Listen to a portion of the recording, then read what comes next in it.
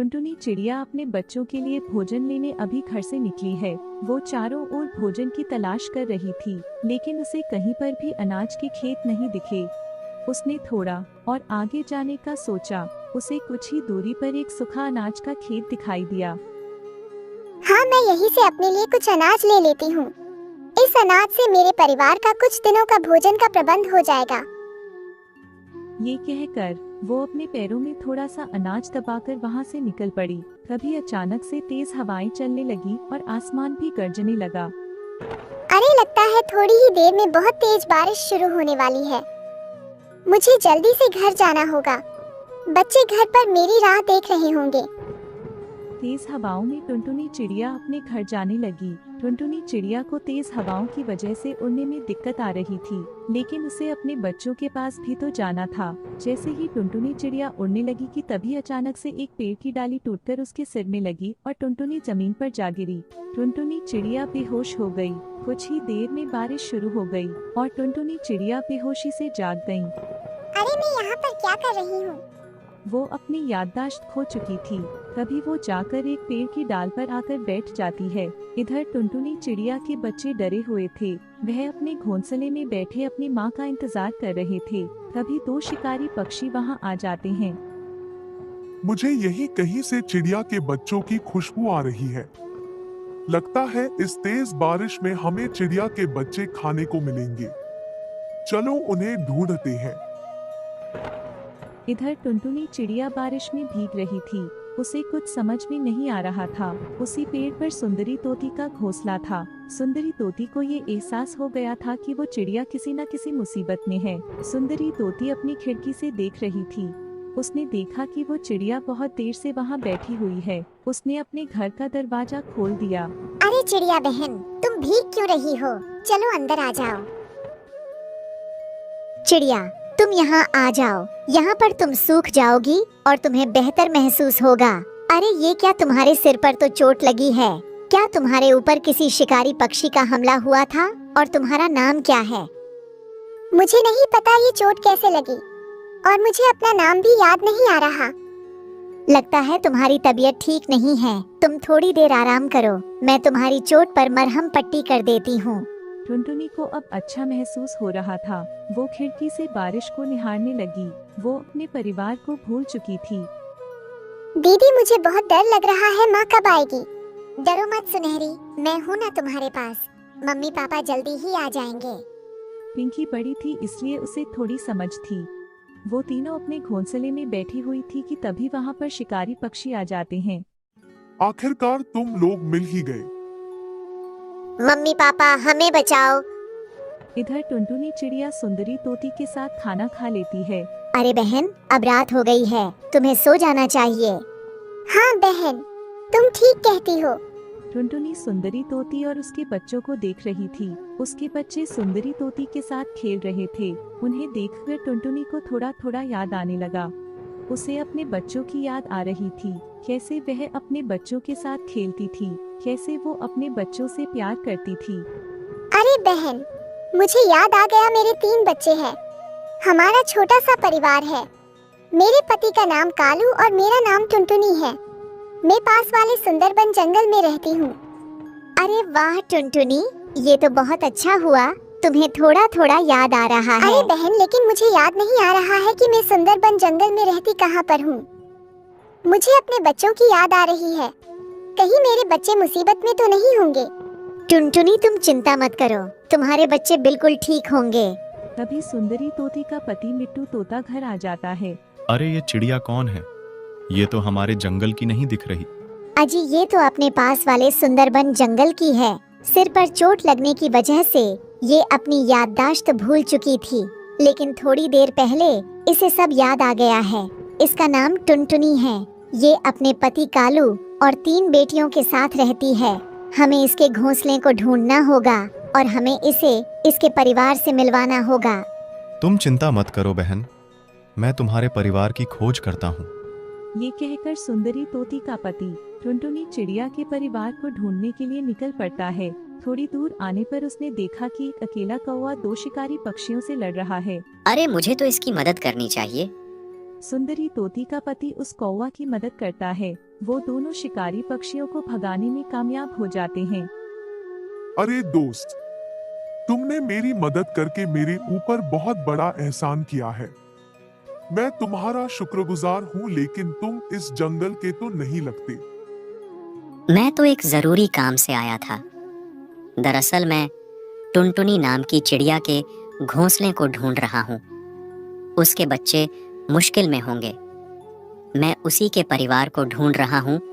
अरे हाँ, मैं उसका पति कालू हूँ। क्या टुनटुनी सुरक्षित है? हाँ दोस्त, वो सही सलामत हमारे घोंसले में है। ये सुनते ही कालू अपने बच्चों को बाहर ले आता है। बच्चों, तुम्हारी माँ सुरक्षित है। चलो हम उसके पास चलते हैं। कालू कौवा और सुंदरी तोती का पति मिट्टू तोता टुनटुनी चिड़िया के दोनों बच्चों को लेकर उसके पास आता है। टुनटुनी चिड़िया अपने पति और बच्चों को देखकर बहुत खुश होती है और टुनटुनी चिड़िया के बच्चे अपनी माँ को देखकर उसके गले लग जाते हैं। माँ, तुम कहाँ चले गई थी? हमें आपकी बहुत याद आई। पापा भी न जाने कहाँ चले गए थे। मैं शिकारी पंछियों के जाल में फंस गया था। जैसे तैसे करके मैं वहां से बच के भाग के आया। जब मैं अपने घोंसले के पास आया, जब मैंने देखा दो शिकारी पक्षी हमारे बच्चों को परेशान कर रहे थे। मैं उनसे मुकाबला कर ही रहा था कि इन भाई साहब ने मेरी मदद की। तुम दोनों का बहुत बहुत शुक्रिया। हम आपका ये एहसान कभी नहीं भूलेंगे। अब आप दोनों कहीं मत जाइए। आप हमारे पास वाले पेड़ पर ही घोंसला बना लो। दूसरे दिन कालू कौवा और टुनटुनी चिड़िया ने मिलकर पास वाले पेड़ पर एक लकड़ी का घोंसला बना लिया और उसमें वो दोनों खुशी खुशी रहने लगे। एक बार की बात है, एक जंगल में एक कालू नाम का कौवा लकड़ी काटने का काम किया करता था, जिससे उसका घर का खर्चा चलता था। और दूसरी तरफ एक टोनी नाम की चिड़िया भी उसी जंगल में रहा करती थी, जो कि मन की बहुत अच्छी थी। बहुत दिन हो गए हैं, मुझे घर का सारा राशन पानी खत्म हो गया है। ऐसा करती हूँ, बाजार से जाकर राशन पानी ले आती हूँ, वरना तो बाद में बहुत परेशानी होगी। इतना कहकर टोनी चिड़िया राशन लेने चली जाती है, लेकिन उसको रास्ते में ही एक तितली दिखाई देती है जो कि जाल में फंसी हुई थी। टोनी चिड़िया उसके बाद उस तितली के पास आकर कहती है, अरे ये क्या, इस बेचारी तितली को यहाँ किसने कैद किया है? मुझे इस तितली को खोल देना चाहिए, नहीं तो ये बेचारी तितली यहाँ मर ही जाएगी। उसके बाद टोनी चिड़िया उस जाल को हटा देती है। चलो अब घर चलती हो, राशन पानी कल ले आऊंगी, क्योंकि अब तो बहुत देर हो चुकी है। राशन वाला भी अपने घर चला गया होगा। ऐसा करती कि अभी घर चलती हूँ और कल सुबह आकर राशन पानी ले जाऊंगी। पता नहीं इस तितली को किसने कैद किया था। चलो जिसने भी किया, लेकिन मैंने तो आज अच्छा काम किया है। मैंने इस तितली को आजाद कर दिया है। अब मैं घर चलती हूँ, देर नहीं करती। उसके बाद टोनी चिड़िया अपने घर आ जाती है और उसके अगले ही दिन वो दोबारा राशन लेने चले जाती है। लेकिन उसके जाने के बाद बहुत तेज बारिश होती है, जिस बारिश के कारण टोनी चिड़िया का घर बारिश की वजह से नीचे गिर जाता है और उसका बहुत नुकसान हो जाता है। थोड़ी देर बाद जब टोनी चिड़िया अपने घर वापस आती है तो वो हैरान हो जाती है। हे भगवान, ये क्या हो गया मेरे साथ? मेरे पास तो दूसरा घर भी नहीं है और मेरा घर तो नीचे गिर गया है। अब मैं कहाँ जाऊंगी? दूसरे पक्षियों के पास तो दूसरे घर रहते हैं और मेरे पास तो कोई दूसरा घर भी नहीं है। अब मैं कहाँ जाऊंगी? मेरे तो कुछ समझ नहीं आ रहा। ऐसा करती हूँ, कालू जी के पास जाती हूँ, 2-4 दिन उनके घर में रह लूंगी, फिर मैं अपना नया घर बना लूंगी। उसके बाद टोनी चिड़िया कालू कौवा के घर आ जाती है। फिर टोनी चिड़िया कहती है, कालू जी, अरे कालू जी, दरवाजा खोलिए जरा, मैं आई हूँ। टोनी चिड़िया, मेरा घर बारिश से टूट गया है, कृपया करके दरवाजा खोलिए, बाहर बहुत तेज बारिश हो रही है। अरे हाँ हाँ टोनी चिड़िया, अभी रुको, मैं दरवाजा खोल रहा हूँ। लगता है कि यह बारिश की वजह से जाम हो गया है, इस वजह से दरवाजा नहीं खुल रहा। पता नहीं कहां कहां से आ जाते हैं। और मेरे ही घर जगह मिली है, क्या इन पक्षियों को किसी और के घर जाकर क्यों नहीं रहती ये? तभी टोनी चिड़िया बोलती है। कालू जी, किसी भारी चीज से मारिए दरवाजे को, इससे दरवाजा बहुत जल्दी खुल जाएगा। फिर कालू कौवा कहता है। देखो टोनी चिड़िया, मेरा दरवाजा नहीं खुल रहा और नहीं मैं इसको खोलना चाहता हूँ।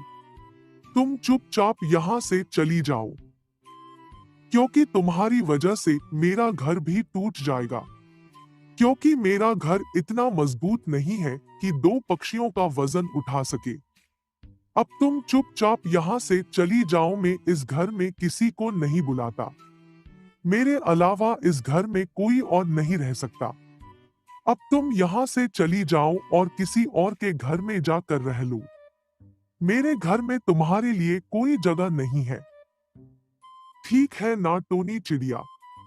पता नहीं कहां कहां से आ जाते हैं और मेरे पास आकर कहते हैं कि कालू जी, मुझे अपने घर में रख लीजिए।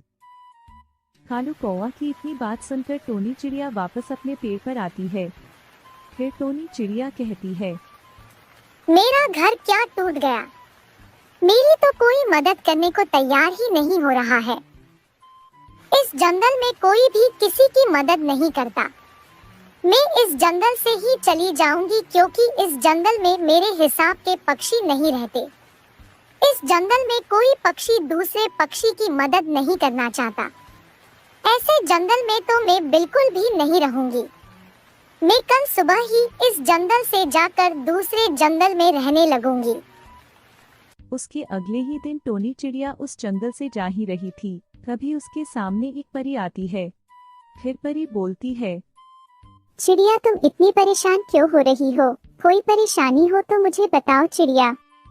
तभी टोनी चिड़िया बोलती है। मेरा घर बारिश से टूट गया है, जिस वजह से मैं बहुत ज्यादा परेशान हो रही हूँ। लेकिन आप कौन है? मैं तो आपको जानती भी नहीं हूँ। फिर परी बोलती है।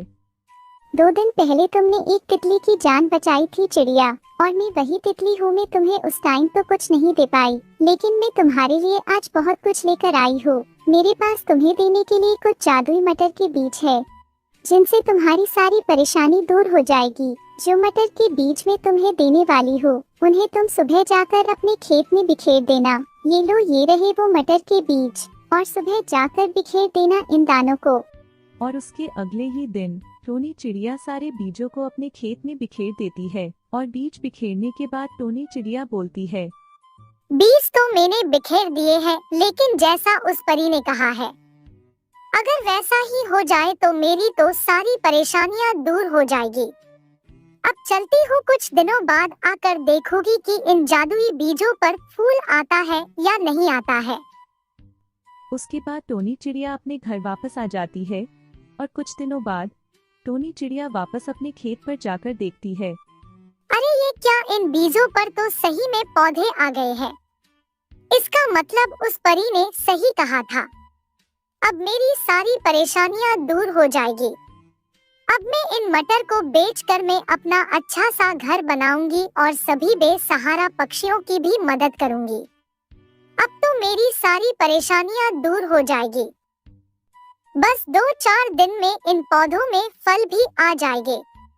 फिर मैं उन सभी मटर को निकालकर बाजार में बेच आऊंगी। अब चलती हूँ और 2-4 दिन बाद आकर देखूंगी, और मुझे पानी का भी पूरा ध्यान रखना होगा। मुझे इसमें समय पर पानी भी देना होगा, नहीं तो ये पौधे यहीं पर मर जाएंगे। उसके बाद टोनी चिड़िया वापस अपने घर आ जाती है, लेकिन उसी रात को बहुत तेज बारिश हो जाती है, जिसकी वजह से पूरे खेत को अच्छा पानी भी मिल जाता है। ये तो बहुत अच्छा हुआ कि बारिश भी आ गई। मैं तो सोच ही रही थी कि मैं पौधों में पानी डाल दूं, लेकिन ये तो भगवान की कृपा से ही बारिश हो गई। भगवान आपका बहुत बहुत धन्यवाद। अब मेरे पौधों को पानी भी मिल जाएगा। उसके 4 दिन बाद टोनी चिड़िया वापस अपने खेत पर जाकर देखती है। अरे वाह, ये तो बहुत अच्छी अच्छी मटर आई है मेरे पौधों पर। अब तो कमाल ही हो गया। अब तो मैं जल्दी से इन्हें एक टोकनी में भर लेती हूँ और फिर बाजार में बेच कर आऊंगी। वैसे भी आज के मौसम में मटर की बहुत ज्यादा मांग है और आज तो मेरी मटर बहुत अच्छी बिकेगी और बहुत महंगी भी हो रही है। अब मेरी सारी परेशानियां दूर हो जाएगी। अब मेरे पास भी एक अच्छा घर होगा और मैं अब अच्छा खाऊंगी, अच्छा पीऊंगी। अब जल्दी से इन्हें भरकर बाजार की तरफ चलती हूँ। आज तो मुझे एक काम भी है, आज नहीं जाती, कल सुबह जाऊंगी मटर बेचने। उसके अगले ही दिन टोनी चिड़िया बाजार में मटर बेचने चली जाती है और उसकी दुकान पर तो बहुत दूर दूर से ग्राहक आने लगते हैं। उसके बाद टोनी चिड़िया का काम बहुत अच्छा चलने लगता है और मटर बेचकर टोनी चिड़िया ने जो भी पैसे कमाए थे उन पैसों से टोनी चिड़िया अपने लिए एक बहुत ही सुंदर घर खरीदती है और टोनी चिड़िया खुशी खुशी इस घर में रहने लगती है।